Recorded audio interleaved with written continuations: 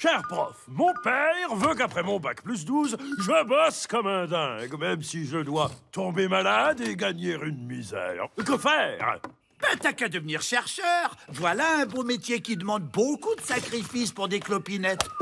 Quand je pense à tous ces scientifiques au bord du burn-out que l'humanité ignore... Dans la catégorie bosseur suicidaire, je te présente Percy Terry, un brave type qui vécut au début du XXe siècle et qui eut une idée bigrement maligne en ces temps de guerre. Il inventa une pommade durcissante à s'appliquer sur le corps, à même la peau pour faire office de gilet pare-balles. Hey, hop, là. C'est tout de même génial comme invention. Pensez aux nudistes qui pourront enfin eux aussi se canarder librement à poil. Ah! Tu m'as jeté du sable, ordure! Évidemment, en bon chercheur, Percy testa sur lui-même sa pommade avec un revolver. Pour la séance! Pas de bol, la balle lui transperça la joue. Il récidiva avec un fusil. Ça va marcher cette fois? Je vous mets au défi de trouver de nos jours un tel dévouement chez les chercheurs. J'aurais pu aussi vous parler du chirurgien Evan O'Neill Ken. Un jour, il eut soudain mal au bas du ventre. Oh, une appendicite. Oh. N'étant affilié à aucune mutuelle, Ken prit une décision de pas piquer des hannetons. Vous savez quoi? Je vais m'opérer tout seul, tiens. Une bonne injection de cocaïne et d'adrénaline dans le vide. Hein, c'est parti, mon kiki. Ah, mais quel bazar là-dedans! Il est où ce fichu appendice? Au début du 19e siècle, un jeune physicien romantique allemand au bout du rouleau, Johann Wilhelm Ritter, testa la pile qu'il avait inventée sur différentes parties de son corps. Sur la langue, le nez, les globes oculaires. Et aussi, il la testa assidûment sur ses parties génitales, inventant ainsi l'électro-orgasme. De fait, il s'électrocuta avec des intensités de plus en plus fortes. Johann, nous avons un gros problème avec la facture de l'électricité. Verstehe? Ach so! Et ce, jusqu'à sa mort à 33 ans.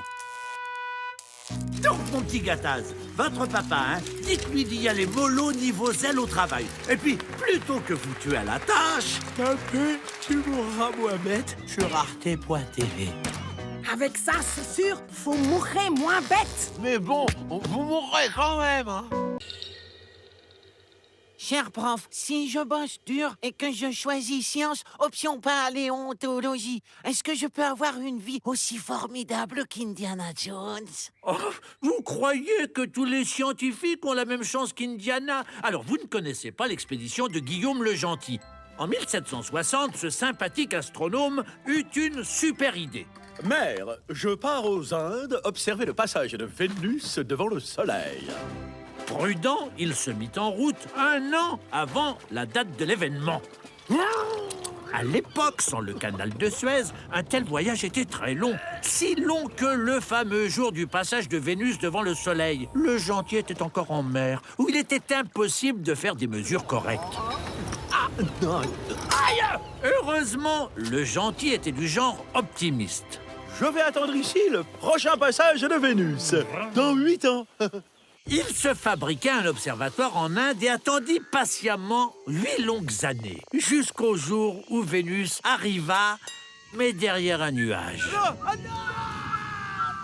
Ça, c'est de l'expédition bien pourrie. Mais d'autres chercheurs n'ont pas eu de bol, même sans bouger de chez eux. Prenez Max Planck, prix Nobel de physique pour la théorie des quanta. Sa femme meurt en 1909. Oberta, meine Atome d'amour.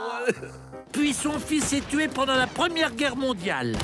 Tiens, ça c'est pour l'Alsace. Ensuite, une de ses filles jumelles meurt en couche. Rosa, pourquoi dans cette tenue? Enfin, en 1944, une bombe tombe sur sa maison et brûle tous ses carnets de recherche. Et ça, c'est pour la Lorraine. De son côté, Albert Einstein ne faisait partie d'aucun gratin scientifique. Einstein, s'il vous plaît, tirez la langue. Malgré l'intelligence qu'on lui connaît aujourd'hui, il bossait à l'office des brevets où il s'emmerdait ferme. Que faites-vous, Herr Einstein? Une grosse idée! Pour s'occuper, il écrivait des articles scientifiques, comme celui intitulé « Des fluides des pailles », qui passa totalement inaperçu, éclipsé par celui de Planck sur les quantas, publié dans la même revue. Même après avoir écrit sur la théorie de la relativité restreinte, on lui refusa sa demande pour être prof du secondaire. Quelle loose! Vas-y, bouffon. S'il faut les foires, tous les losers que la science a engendrés. Tapez Tu mourras moins bête sur arte.tv. Avec ça, c'est sûr, vous mourrez relativement moins bête. Mais bon, vous mourrez quand même.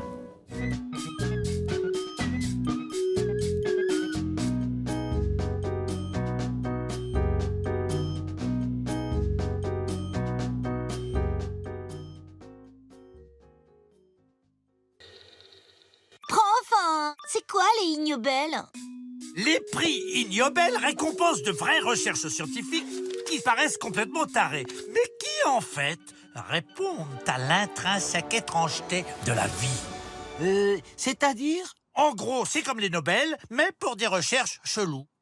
En 2001, Peter Barth, par exemple, a reçu l'Ig Nobel de médecine pour son étude sur les blessures causées par la noix de coco. Non, je viens pas. Je veux pas me faire bouffer par un requin. En 5 ans d'études sur les îles Salomon, on a compté 85 blessés tombés d'un cocotier.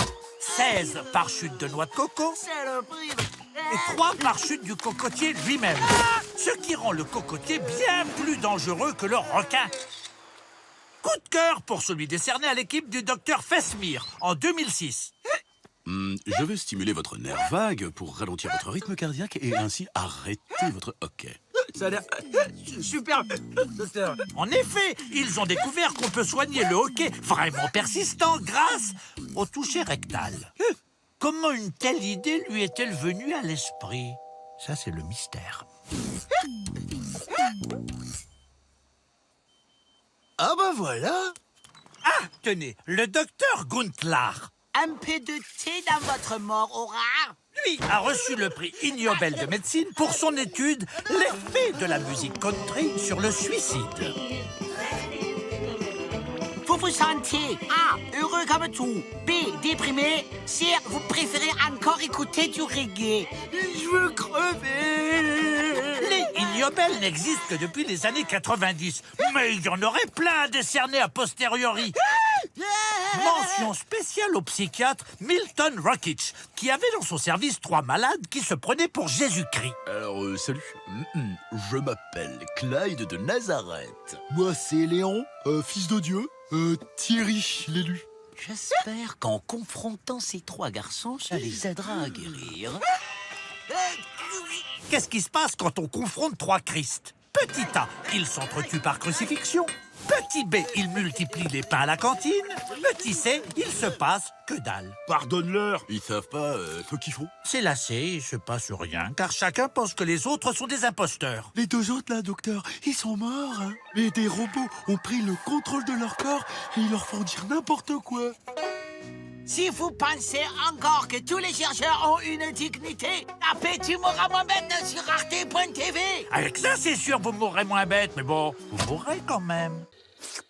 Prof, les grands savants, est-ce qu'ils sont humainement mieux que nous? Trop souvent, la barbe de vieux est considérée comme un signe de sagesse et de bonté. Oh, mais Laissez-moi rire. Pythagore, par exemple. Vous pensez que toute sa vie, il a été un sage papy? C'est le fan dit que maître Pythagore ne porte pas de slip. Comme nous tous, ibuprofène. Mais Pythagore était craint. Un B au carré plus BC au Il aurait carrément mordu un serpent à mort. égale...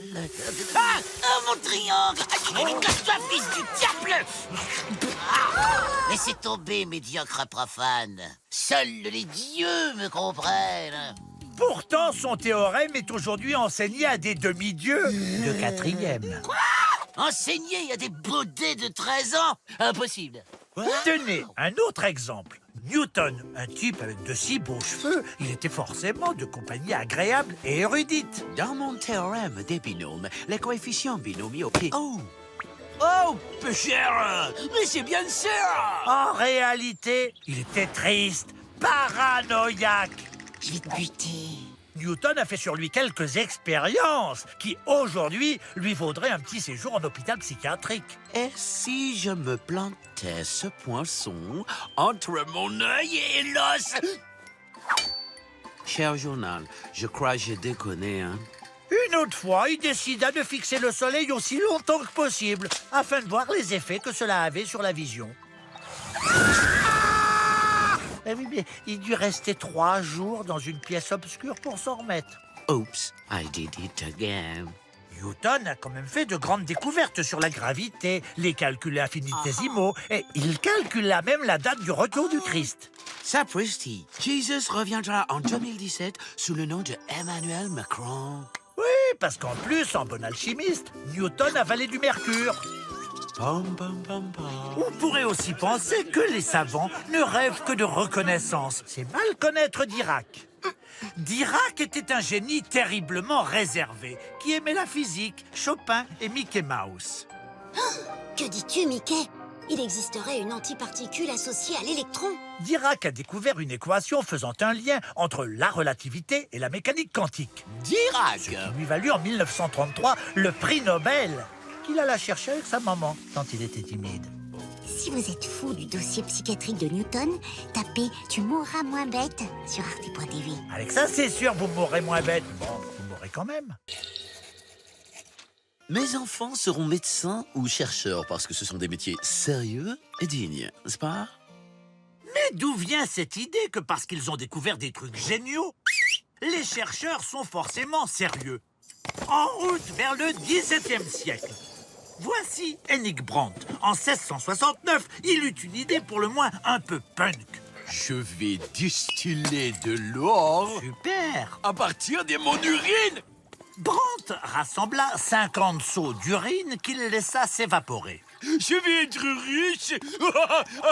Ah, flûte, j'y suis à sec. Après obscure manipulation, il obtint une pâte cireuse qui luisait.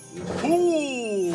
Et qui s'enflammait spontanément. Il venait de découvrir, sans le savoir, le phosphore. Joli coup, le phosphore allait coûter bien plus cher que l'or. Youpi! Sauf qu'il fallait 5500 litres de pipi pour produire seulement 120 grammes de phosphore. Merdage. C'est Carl Wilhelm Scheele qui trouva un moyen de produire du phosphore sans avoir à déshydrater tout un régiment. Et malgré les apparences, mon petit Scheele était assez dingue dans ses pratiques. Foisy du cyanure à titre chienne, hein? Et ça, du mergua. Scheele avait la fâcheuse tendance de goûter toutes les substances qu'il découvrait.